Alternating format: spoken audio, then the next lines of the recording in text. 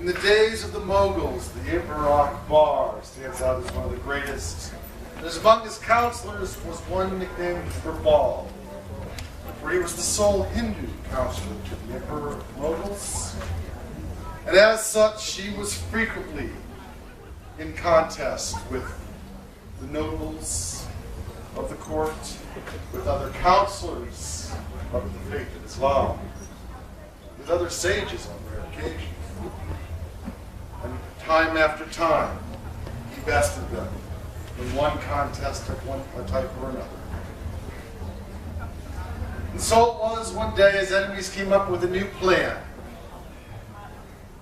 And they got to the barber of the Emperor Akbar. And so it was one day when having his trim, Akbar was chatting with his barber and noted that the barber seemed distracted.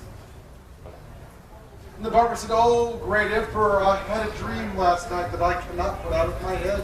I am sure it was a true vision. My dear, dear father, long taken from us, appeared to me in a dream and said, 'Whoa, paradise is short on administrators. Oh, they need clever and talented men, and they have so few. They mostly go elsewhere.'"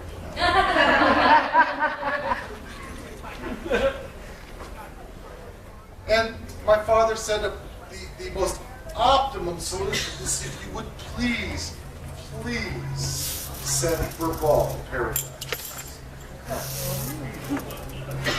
Now Akbar wasn't a fool, but he was devout. And he had a long relationship with his barber. Barbers are personal. You cut your hair, maybe do some trims, some nails. How many people really want to change barbers on the spur of the moment? Think about it. So Akbar said, "Well, it seems a terrible shame, but I'll go along with this."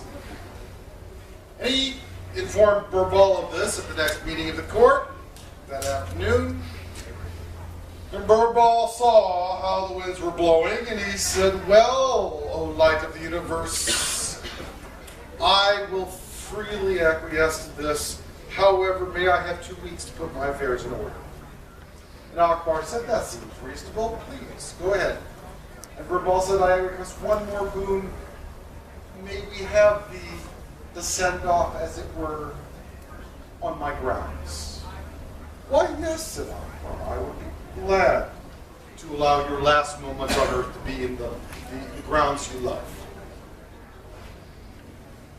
And so Birbal went home to settle his affairs, do some landscaping. And when the day came 2 weeks later, Birbal was led to the top of a very tall stack of wood, a pier. And the pier was set alight. And as the flames and smoke rose and obscured the view of Birbal, those around, some mourned, some silently rejoiced.